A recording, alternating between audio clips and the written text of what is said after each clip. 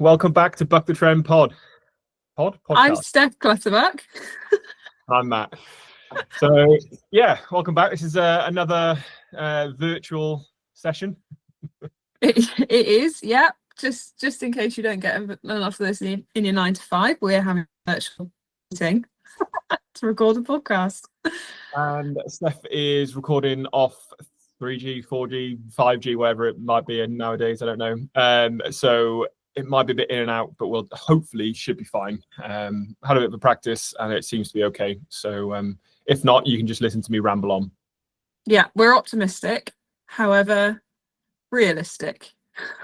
So anything can happen. So I'm going to kick off this week, Steph, as I am obviously at home.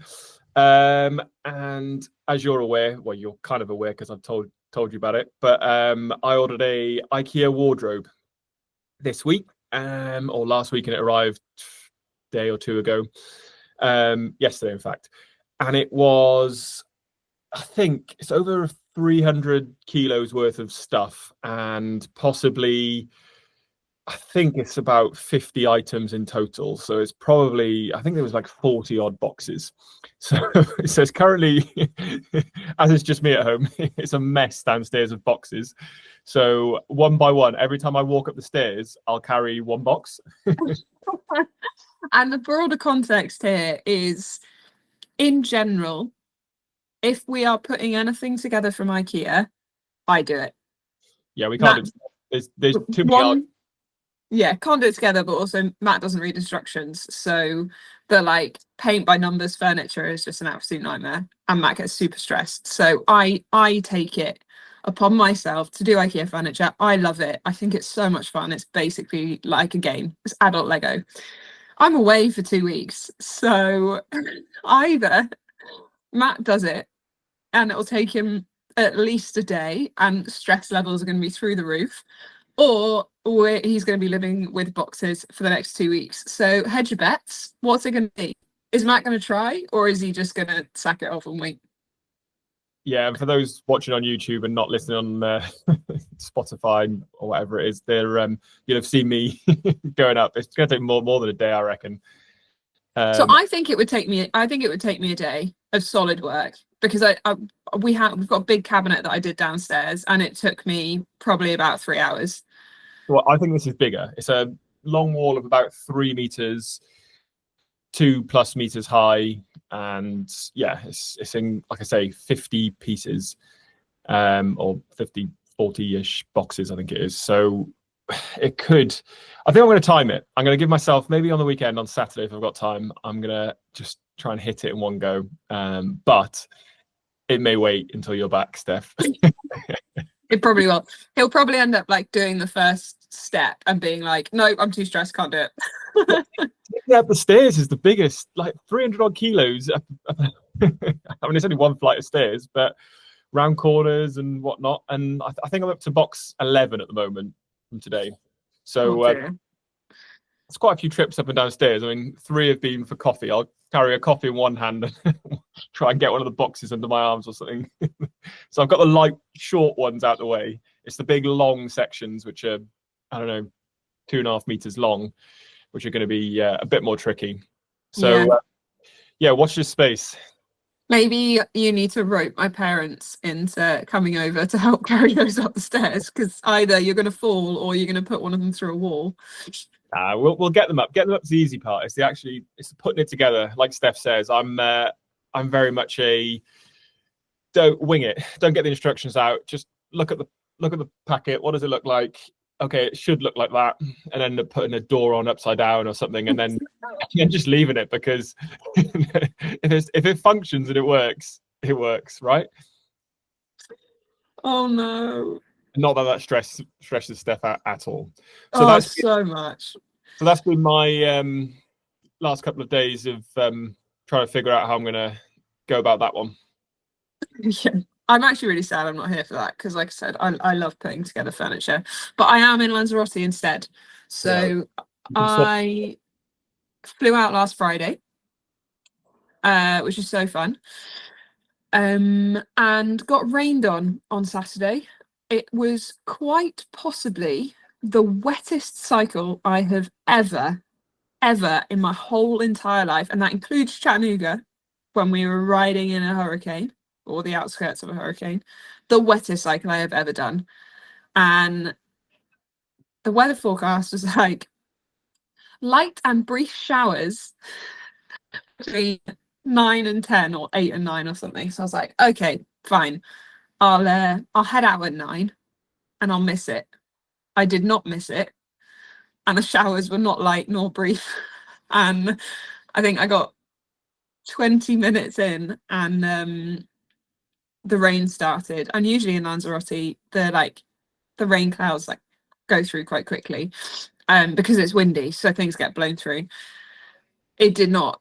And apparently what happened is they did actually blow past, but then the wind changed direction and blew them back. So everyone that went out for a ride after the forecast said like, oh, it's not going to rain anymore. We all just got stuck in a rain cloud and it didn't stop. Yeah, so I was absolutely soaked. And I'd put sun cream on and it was dripping into my eyes. It was everywhere. So that was a really fun first ride and I was so thrilled. And I sent you a really, really happy selfie, didn't I? Yeah, although you're not getting much sympathy from me, to be honest. No, I got zero sympathy. We've had a really good few days, and again, we're on blooming weather again. But we've had some lovely days out here. So I think we had, probably wasn't quite as warm as you, but it was blue skies, not much wind. It was lovely for the last week. But I think today we're kind of back to grey and cold. I mean, I've got a coat on.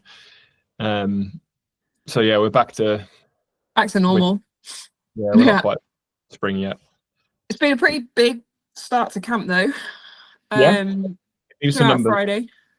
And I can't even remember. Saturday was a 3-hour ride and a swim.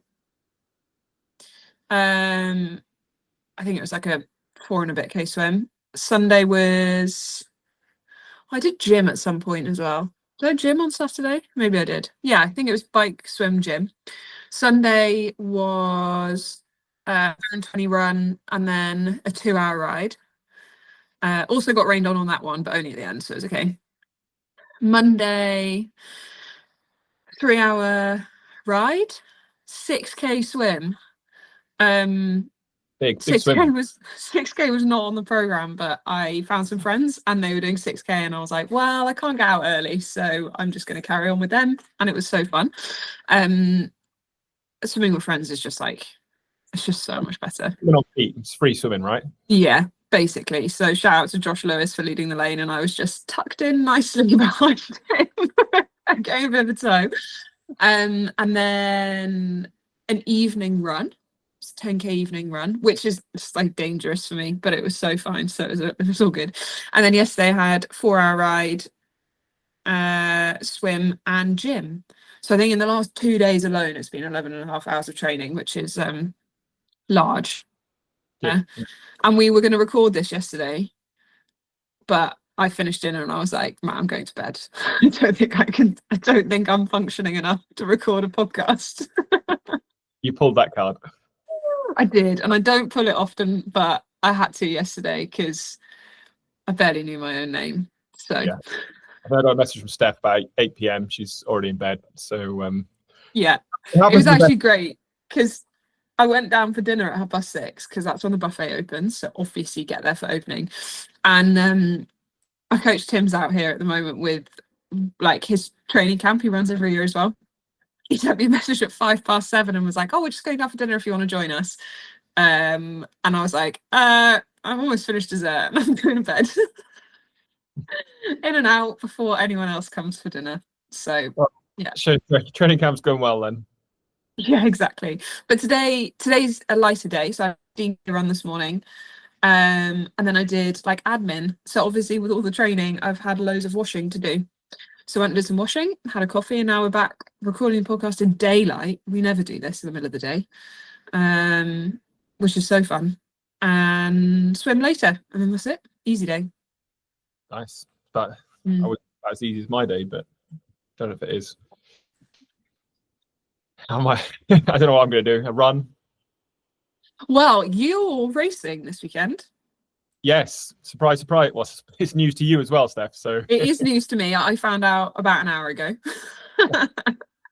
Yes, so I am doing Bath Half Marathon this weekend, which should be good fun. I have no idea how it's going to go, no expectations, and I don't really know how fast or slow I'm going to run it, to be honest. So you've done this course before? Yeah, so I think I ran it last year. Was it 127, I want to say? I'll have to check results, but I think it was a 127 last year. It might have even been a bit slower. I don't know. But yeah, plan is to, I mean, if I can creep under 130, perfect. But I don't think I'm quite there yet. I completely disagree, but And fine. I also don't want to pace it too far, because there's nothing worse than getting to 10, 15k in a half marathon and then the split's really fallen off. So I'd kind of rather sort of negative split it, if I'm honest. Well, so you've got a bit of an interesting predicament here, because you're racing an impromptu half marathon this weekend. Yeah. And then you've also got Reading half marathon next weekend. And a rowing race in between that as well. And a rowing race chucked in for fun, because why not? So you've done this before, where a week out from a half marathon, you've run a half marathon and ended yourself. And legs have just been like, no, we're not doing that again. So it's either going to be great or you're not going to be able to run Reading. So I'm thinking I run the first one at just a good intensity, just to wake the legs up and remember how far a half marathon is. And then Reading, even though I'll be a bit tired after the race and a late night or whatever, maybe give that one a nudge. Or do I get this one in the bag, give this one a nudge first, get it done, and then Reading just enjoy it? The thing is, I think the Reading course is faster than Bath. Yeah, I think I'd agree, because I mean I ran quicker. I think I did a 124 high in Reading last year. 23 weeks later. Yeah. So yeah, you're probably right. All right, okay, maybe we'll do that. We'll see. We'll put it to a vote and yeah, vote on which one Matt runs hard this weekend or next weekend. Or both. Or both. Why not? That'd be nice and say neither. No one's saying neither. So yeah, watch that space. I'll try and update people. But I'm not in PB territory. But I don't think I'm a million miles off. I think you're far fitter than you think you are. Matt's like so we call it sandbagging. I don't know if it's a term that exists outside like the rowing world. Sandbagging is like when you talk yourself down, when you be like, oh, I'm not that quick, or I'm not going to run that fast. But in actual fact, everyone knows that you're capable of better. So you're a sandbagger. Yeah, but I think a lot of people will sort of resonate and understand that if you don't feel confident in the training you've done, being able to be confidently say, I'm going to do that, is quite hard. And I personally haven't. I mean, I've done a good bit of training, but I haven't really done the long runs. I mean, I'm about 11k is probably the furthest I've run. I think maybe a little bit more. But I haven't really been doing those long miles so I'm worried that when I start getting to 15, 16, 17k, that the wheels could come off. Now I've got enough experience to finish one. But yeah, we'll see. Sorry, I've also just realised that I don't know if it'll be on the recording, but I'm called Steph Clutterbuck today. Yep. So podcast is 2 times Steph. So I didn't change that one. So yeah, we'll see. We'll see how it goes. I'm looking forward to it. Hopefully, I probably should check the weather. It'd be nice to see if it's nice for at least one of those weekends. Hopefully both. Probably not. So yeah, that's my weekend incoming. We've got a big crowd running Bath half marathon, haven't we? Yeah, I might jealous. Steph Clutterbuck, because the Clutterbucks are on force. Yep. So my mum is running, and my sister's doing her first half marathon, which is super exciting. And we've got a couple of other friends racing as well. So like, it's gonna be a great day out. Who else is racing? I think Yaz is running. Oh, is she? Awesome. I don't even. I probably should know. I'm pretty sure Yaz is running. Hey Yaz, can you, when you're watching this on Thursday morning, can you let us know? I think you are. Yeah, it's so fun. Bath's a great one. It really hurts though, so good luck to everyone. Yeah, I'll be especially cheering the for you. last 500-600 meters. Yeah, it's up. It's actually like properly uphill. There's no getting away from it. It's very mean. Yeah, I mean the rest of it's Um, fairly flat. It's not really hilly. You'll no, probably there's a hill in the middle and a hill at the end, basically. Yeah. See, I wouldn't really call any of it a hill apart from that last bit. I just call them a bit of lumps. See, I blew at 8K, so I felt every single lump like Yeah, it was a mountain. Yes, that was fun. It was a terribly paced run for me last year. it's all good because you just got to do it off a bike instead. Yeah, so fun. In like 3.5 weeks. Yeah, so the countdown is on. So Mm. accommodations all sorted, flights almost all sorted. Well, I mean, I haven't actually booked them yet. No, but we will. We've penciled them in. We've penciled them in. We've penciled in a time where we're going to book them, which is what I have to do. No, I've penciled in So, the date. I know when we're going. oh yeah, we know when we're flying and we know where we're flying to. I just haven't pressed the button yet. But it's quite when I was looking at all of it, because I'm flying within the USA, so I'm going from Heathrow to San Diego to Houston, Houston home. And we've flown to Southern California a couple of times now, so I'm like, I kind of know the flight prices that we're looking at, and I looked at a return and it was like £500, and then I looked at a one way and it was £1,200, and I was like, no, surely that is the complete opposite for what it should be. But it's actually a thing. So yeah, they just massively put up the price for one-way tickets. But there are a couple of airlines that do like multi-city trips. So I'm booking, I think we'll have to fly British Airways because they fly to San Diego. So I'll do British Airways multi-trip, which makes it much, much cheaper. So I've done like of figuring out how to book flights without costing an absolute fortune.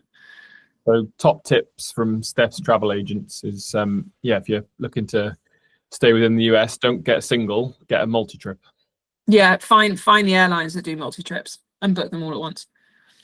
Yeah, I don't know how it works. Can you book a flight and then cancel your return? Maybe if it ended up being cheaper. I don't know how. I don't know, and I get so worried about Yeah, American border control if they did that. If you did that, like if you had a reputation of doing that, would it ping on your passport when they scan it? so I guess any travel advisors who might listen to this. Yeah, and let us know. Oh, because I think it's always useful to know because, like I say, we've never. I mean, we've never really flown to race abroad apart from Europe, really. Apart from I've now. never done never gone from one place to the next, always come home. Yeah, exactly. So yeah, be interesting to find out. So yeah, that's the next few weeks coming, which is good. Shall we pop on to question/topic for this week? Yeah, let's do it. All right, you can kick us off because I think you had one, or I think you've had it a few times. Yeah.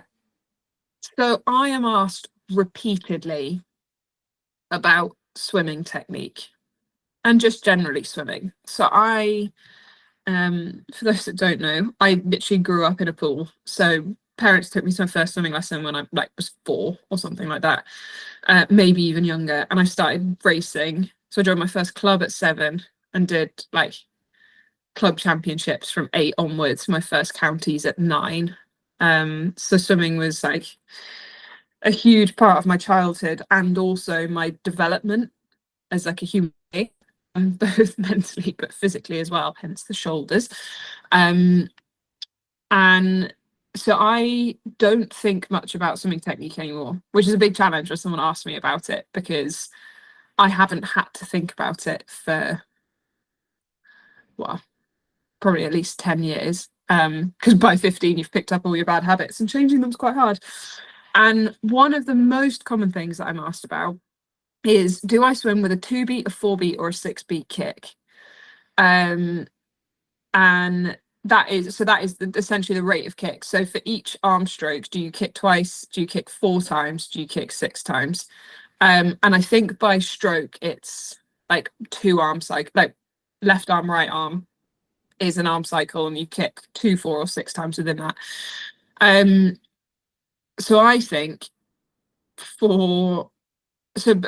I do a horrendous mixture of everything, depending on the stroke that I'm in and how I'm feeling at that precise moment and how unbalanced I am. And that could be unbalanced because I've just taken a face full of water from, like, if I'm swimming open water and a wave's hit me or someone else has kicked. Or if I decide that I want to accelerate, I'll add in some extra kicks. But your propulsion in the water doesn't come from the leg kick. Your propulsion in the water comes from your arms, which is the complete opposite, obviously, to cycling and running, where they are leg dominant sports. Swimming is arm dominant. So the primary function for long distance swimming is balance for your legs. I have a really long stroke. My dad always used to say that I just looked like I wasn't trying in the water because it's like long and lolloping. And as a result, I rotate quite a lot. So I have to use my legs to counterbalance, because otherwise I'll just like flip over and basically just do like a corkscrew the entire way down the pool. So I tend to sit at that 2 to 4 beat kick. Having watched all my videos back, I am a 2 to 4 beat kick. 6 beat just doesn't really exist. And I've actually done a lot of work in the last probably 6 weeks at swimming faster with less leg kick. Because using your legs, the muscles are bigger, so you produce more lactic acid, which means that you fatigue much faster. So if I can get the takeout speed there without actually kicking my legs, I'm not going to like fall off a cliff after about 3 minutes, but I'll be able to keep my speed high because obviously the speed generation comes from the arms. So yeah, in general, I'd say kick less and kick enough to keep your legs afloat. Don't rely on it. Yeah, and I think, having come from a complete novice side of swimming myself, and you said you hadn't thought about these things for 10 years or whatever, you probably, I mean, I started asking you questions when I first got in the pool of technique, and just, I think for me was the simple things. There's so many, and I think this 6 beat, 2 beat, 4 beat, whatever kick you want to call it, it's so easy to overcomplicate it. I think it's like a silver bullet that, oh, I'm not because I'm not kicking hard, I'm not going faster. Whereas, let's be honest, most day troopers, especially once you put a wetsuit on, you don't really need to kick. And if you do, you can balance. And it's like I say, I think that the key things I found was I didn't overcomplicate the kick at all. I don't think I ever did. I didn't do one kickboard session. I don't think I did anything related. No, Matt has never done kick only in his life. If anything, I did the complete opposite and used the pull buoy for pretty much probably like 50% of the swimming when I was learning to swim, right? If not more. And I think you sort of helped me break it down. And I think that my biggest learning when I got in the pool was understanding and having a sort of self-awareness of my sort of alignment in the water and how I was sort of swimming. I mean, I'm showing my hand now. People won't be able to hear this on Spotify, but obviously the more I lifted my head, I noticed my legs would drop and I'd sort of be more diagonal through the water. So as soon as I sort of had my head aligned, it would bring my legs up a little bit. And also just trying to understand if I think I can't remember how he described it, but I think if I was you told me to be like a pencil or something like that, or like if I was holding a piece of string and you were pulling it from the other end of the lane, how would I go from sort of A to B fastest, sort of being as Superman on. Yeah. Matt is now demonstrating streamline. Yeah, for listening. Streamline and hydrodynamic, I guess. What's the yeah, it's fluid dynamics. So I think understanding the first principle of understanding how to swim is understanding how water works, because you can't fight it.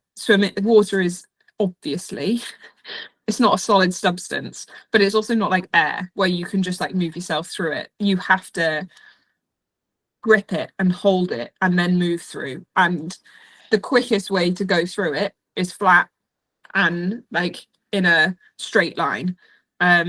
So all we are doing when we are swimming is we're generating speed with our arms and using the rest of our body to slow us down as little as possible. So the fastest for the top swimmers in the world, their fastest point of swimming is when they push off the wall. That's probably not the case for most triathletes because they understand what streamline is.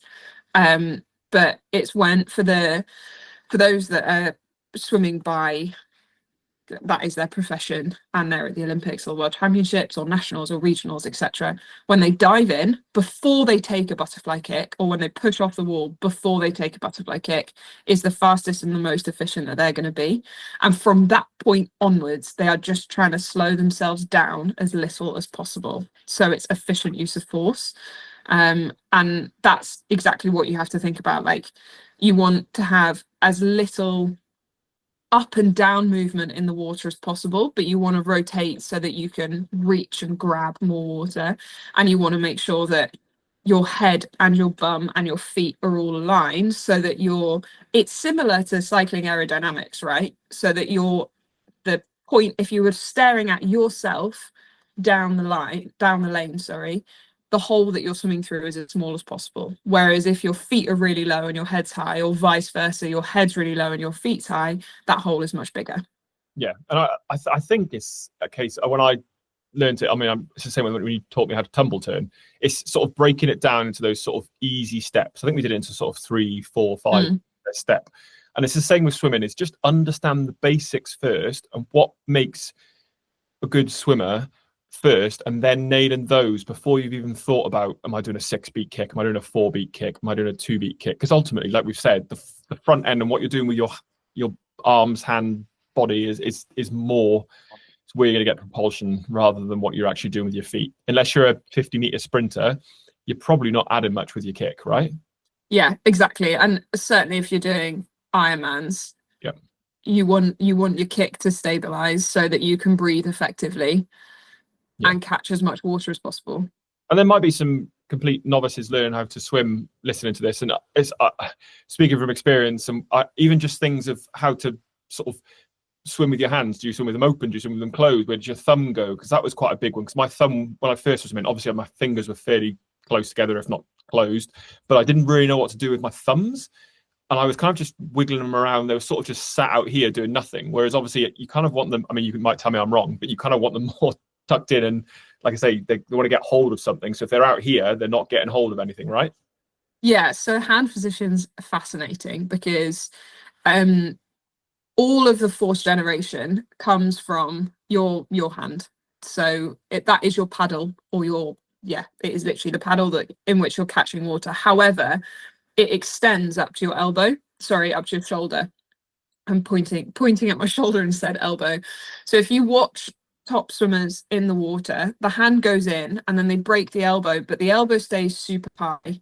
And you can imagine having like a ball of water that goes from your fingertip to your shoulder and then back round. So you're over the top of the water and you're holding this ball. And you're slotting your hand into a grate, and that hand doesn't move, and then you're just moving yourself over the ball and over your hand. If your hand is then tight together like this, you carry an enormous amount of tension through your forearm, which means that you will not catch water, because tension does, like, the water just doesn't like it. You'll just slip through really, really fast. So you need to be relaxed. And to Matt's point, he was sticking his thumb out at like a right angle. That's useless. Like, you won't be able to catch any water like that. But you do want to have a little bit of a gap between all of your fingers, because that's relaxed and you'll actually be able to catch a little bit more water. The thumb, like, you're trying to increase the surface area that your hand can catch with and keep it relaxed. So you need the thumb to be sort of tucked in, but not forcing it to be right next to your hands. So you need relaxed surface area through your hands, as opposed to, like, you see people like swimming with their hands super close together because you don't want to miss any water, but in actual fact, in doing that, your hand's going to be having far too much tension to carry any water. So is there a bit of a tip or a coaching cue point that you'd give for that?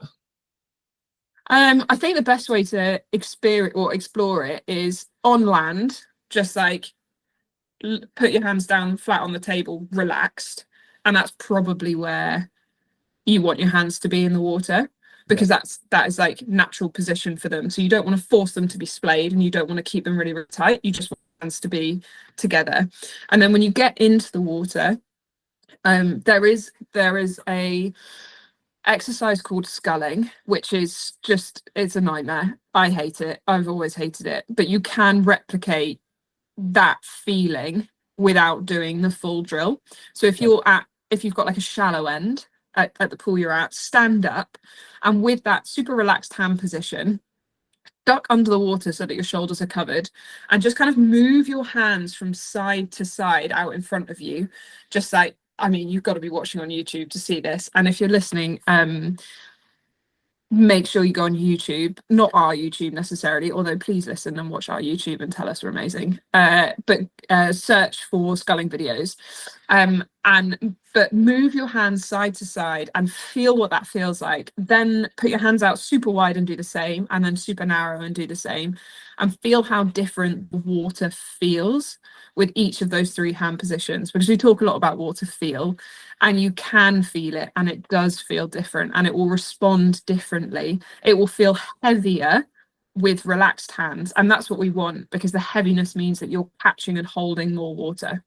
Yeah, I'm just imagining myself doing that at the pool, because I don't think I've actually ever done that one, but I've definitely seen it, and I completely understand that one, because for me then it was, when I was thinking about swimming, it was obviously I got that sort of hand position, and I started to feel I was getting hold of some water at the sort of front end, and then I could really sort of get hold of it, and I could actually feel like I was propelling forwards, which was good. But then we spoke about it lots, but I then thought about, well, we talked about the forearm, obviously, as part of getting hold of some of the water as well. Obviously, it doesn't get as much as your hand, I guess, but you're still, if you can utilize that, you're still getting hold of something. So it was, how do I next do that? So I remember I did a lot of swimming with sort of fist closed swimming. And I remember just trying to, obviously it feels completely alien and it feels very different, but you definitely get a sense of like, oh, actually, how do I sort of get hold of something with this part of my hand a bit more? But then when you go back to using your hands, your paddles, you really notice the difference. And I think that was quite a big learning cue for me when I was sort of learning how to swim. Yeah. Is that a good one? Would you agree with that? 100%. I do closed fist swimming, and so it has like multi-purpose. So one of them is the feeling of the catch disappears when you've got closed fist, because you haven't got your paddles, so you have to be creative in how you find the water. But the other thing is it makes you really dynamic on entry, because you punch through the water, and it can be really easy when you're swimming to like be a little bit soft through the water, or kind of go down too quickly, your hand goes in. Whereas if you're closed fist and you're punching with like quite literally your fists, or the bottom part of your fingers, you're going to be entering the water in like a slightly higher position, which is what you want, so your hand doesn't sink immediately on entry. Yeah, and I think I know I'm just going through a load of cues that I don't know if they're helpful or not, but from when I was learning to swim, of what I sort of picked up on. And I think another one was sort of, like we've spoken about body position, but head position as well. So even just the breathing, people ask all the time, they ask you, I've been asked as well, in terms of bilateral breathing, single side. And I only breathe to my right hand side, and I can't breathe. I can breathe to my left, but it's just not I don't like it. It feels unnatural.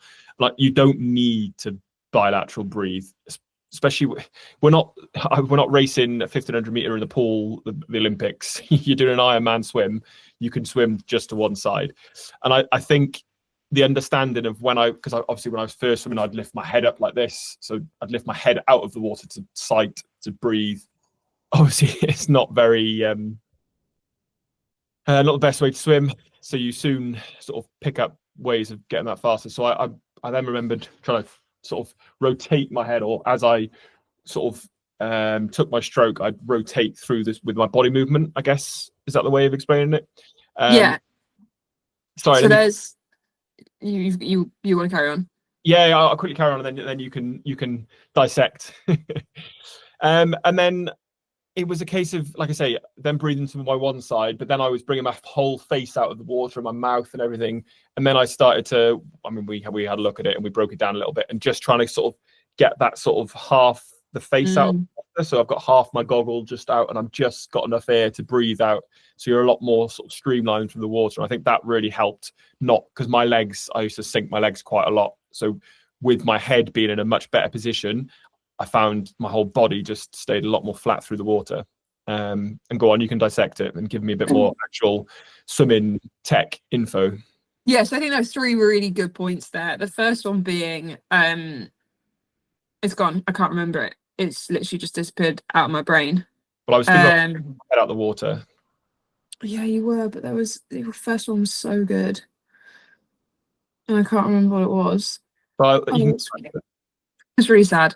The second one, with regards to like lifting your head to breathe and sight, when you sight, you shouldn't be breathing, if that makes sense. So if you need to do like crocodile eyes is what you call it. So like you just lift it so that your eyes are, it's just your eyes out of the water. Even your nose stays under. If your nose comes out of the water, it's going to get splashed, and then you're going to have water up your nose, and that's unpleasant for everyone.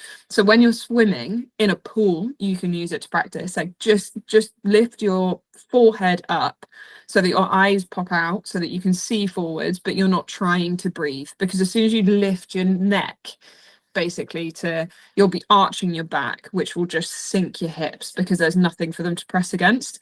So yeah, you need as little upwards head movement as possible. Bilateral breathing, the breathing thing was the thing.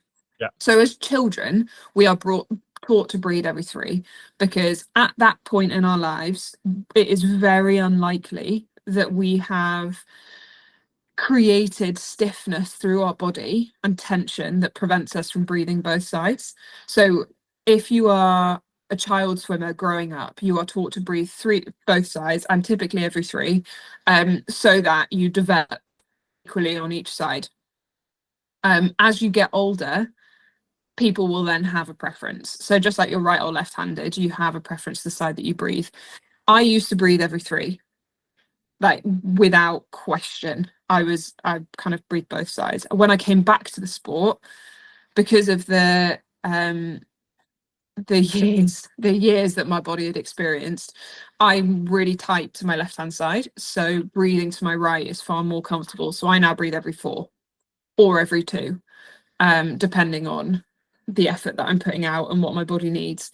It's very rare I breathe every 3. I do try and practice it in the water just in case, like, I need to in a race, or I breathe to the right hand side, get a face full of water, and then I need to immediately breathe to my left just to make sure that I get oxygen. So I'm capable of breathing to both sides, but I don't train on it. So yeah, definitely don't need to breathe to the side that keeps you calmest and is most comfortable, because if you try and force something, you're not going to be comfortable, and you're going to be stressed, and you're going to be tense, and then you're going to slip through the water badly. As in, like, it's not the good slipping through the water that is fast, it's the slipping through the water where you're not catching any water. And then the last one, with regards to head position when you're breathing, what is difficult, I think, for people to appreciate is you actually shouldn't move your head to breathe. No.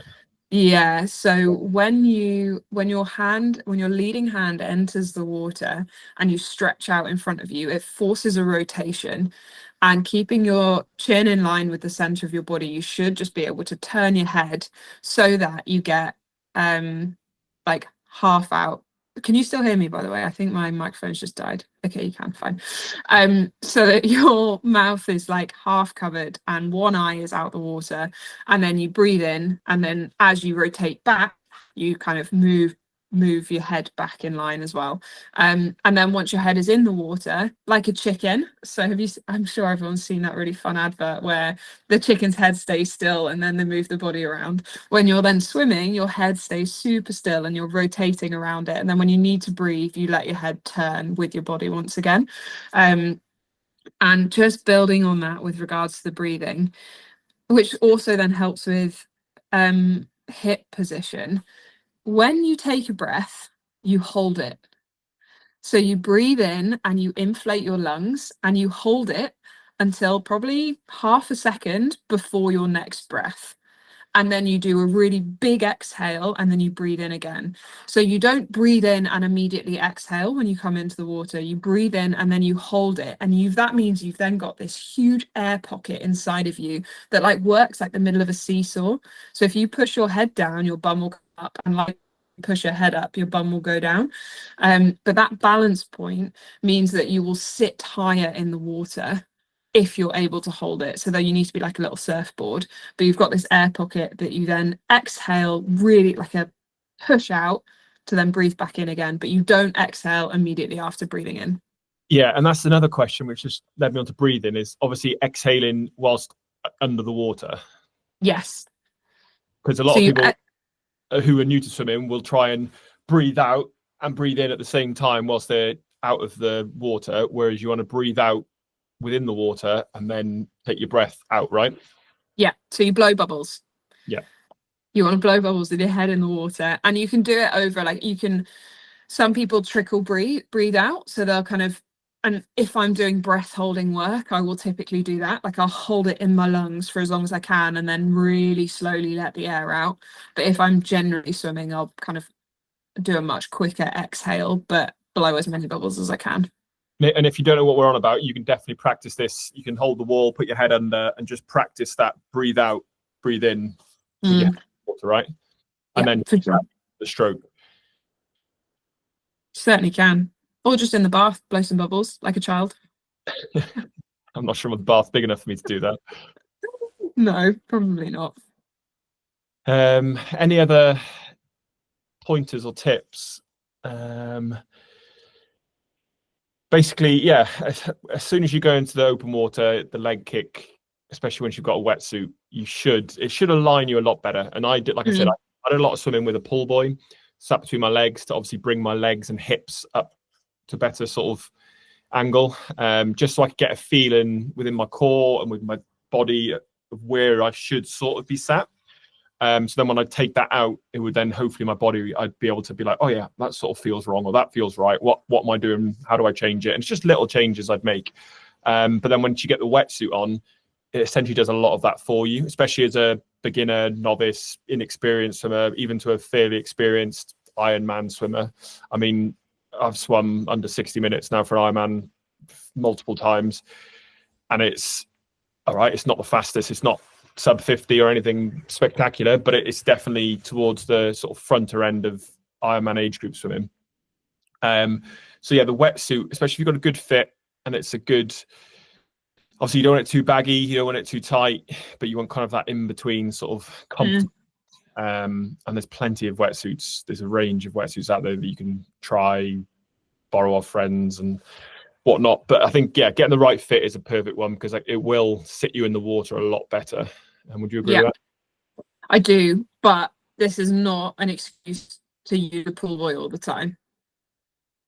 I think if you can use a pull buoy to understand the feel that you're looking for with regards to body position, but if you are able to master it without a pull buoy, when you put on a wetsuit and it does it for you, it's free speed, because you're not using as much energy to hold yourself in that position.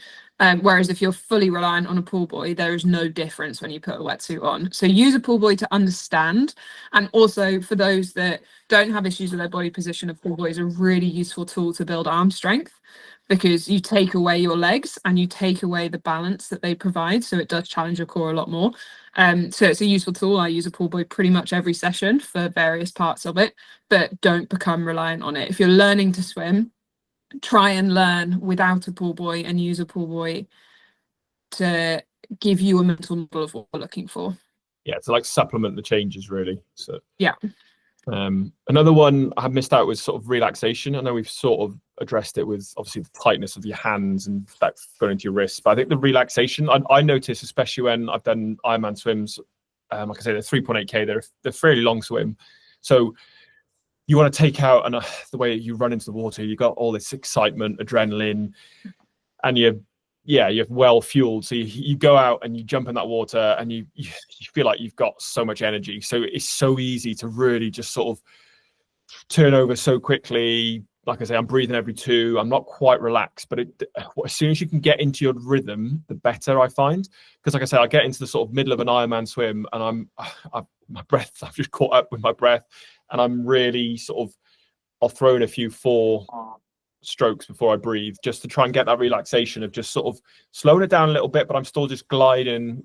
And just, I think it really helps, is that helps me relax when I'm in the water. I don't know if you do anything similar. I mean, you're probably at full tilt for the majority of the swim compared to... I was going to say, it's so different racing as a pro compared to an age grouper. So when I was in age group, like, yes, absolutely, I would, as quick as I could, be onto the effort that I wanted to put out for the whole race.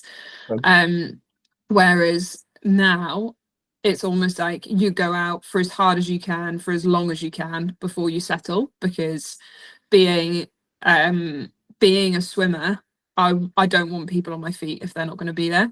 So it's not something I've mastered over the 70.3 distance yet. And I have some theories as to why that is. But yeah, over the Ironman distance, like, you take it out hard and then you settle onto race pace, which is not something I would recommend if you don't need to. Like, if you're doing Ironmans are typically just massive time trials. You put your effort out for the start. Don't worry about anyone else and what they're doing. And here's another question to sort of debate in terms of swimming on people's feet, sighting. I often find it's sometimes best just to get into your own rhythm. Don't worry about whatever. You don't have to swim on feet to make you faster. If you're comfortable with it, maybe do it. If the person in front of you, or they're definitely swimming quicker than you, go for it. But you don't know if they're going to swim in a straight line. I think the best thing is just to look for the boys, follow your own sighting and your own rhythm. And if that means you're swimming by yourself, so be it. You're not going to gain much more unless you're right at the front, I don't know, and you know the people you're swimming with are you going for a quick time, etc. You're not saving that much, really. You're probably actually swimming more in terms of distance. So I'd probably argue sometimes it's better just to swim your own race. Yeah, I agree. I think it can also be really stressful trying to sit on people's feet. Yep. And often it makes you swim differently, because if you're right on someone's feet, like, you won't be able to stretch out along the surface quite so much because you'll literally hit their feet. So typically your hand sinks a little bit more, and it can be very stressful, especially if you've got people on each side of you as well. You'll get like hands to the face. It makes breathing a little bit more challenging. So if that is like, don't feel the need to sit on people's feet. If you want to and you love it, like, great. And if someone happens to be there, that's awesome. But yeah, I think it's not a necessity. I personally much prefer being on my own, which is a bit of a problem because I can't be. So I'm trying to think of any more. And have you got any more swimming? I don't think so. I think we have covered quite a lot of the questions that we get. And I'm sure we'll get some more from here which we can answer. I mean, we can reply to on direct message and whatnot on Instagram. So if you've got any swimming related questions, I'll probably direct them mainly to Steph. I can answer them in a simple format and how I sort of found my way to be able to swim. But I guess, yeah, you're probably the professional in this field. Yeah, in theory. I don't know if I am in practice. But yeah, you're very good at explaining it when you break it down. Obviously, you take it from the high level. I'm a lot easier at sort of the step by step, breaking it down simple. So yeah. So yeah, any swimming questions, send our way. In terms of, have we got any buck of the weeks or not? What the buck? That's the one. I don't know. I haven't got any. I haven't seen. Unless you're going to tell me otherwise. I mean, we've got. I think the Formula One season kicks off soon. Not that I honestly have never been interested in Formula One at all. But now Lewis Hamilton's gone to Ferrari and there's a bit of a mix up. They've started to make it a bit more spicy and interesting, I guess. So I've actually, not that I've been following it, but I've definitely seen a lot more of it on social media. And I know a lot of people have got really into Formula One since I think it's the Netflix Drive to Survive, was it called? Yeah, I don't know if it's going to be really. I just don't care. Yeah, I mean, I can't watch. I've never watched, so that's probably what I should say, a Formula One race because it's so long. It's like cricket. It's like, but then I said that, and then I watch blooming Ironmans, and they're longer. So, yeah. I will literally sit and watch an entire Ironman, but I have never watched a full Formula One race. I usually just fall asleep. So, I mean, I'll follow the races, but yeah, that should be quite exciting kicking off soon. There's accumulation of the Six Nations this weekend.